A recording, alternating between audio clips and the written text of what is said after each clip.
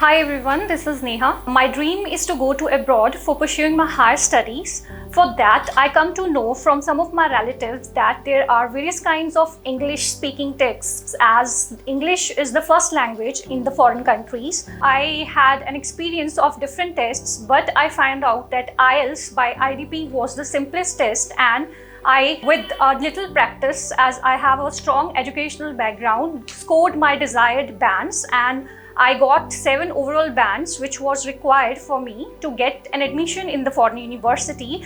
And here I am with my overall band scores, and I'm very happy that I had given this test, and now I'm able to pursue my dream of going to Canada. So I will highly recommend all of you to take the IELTS test, as it is the most trusted and the simplest test to pursue your goal of higher education in Canada, because Canada means IELTS.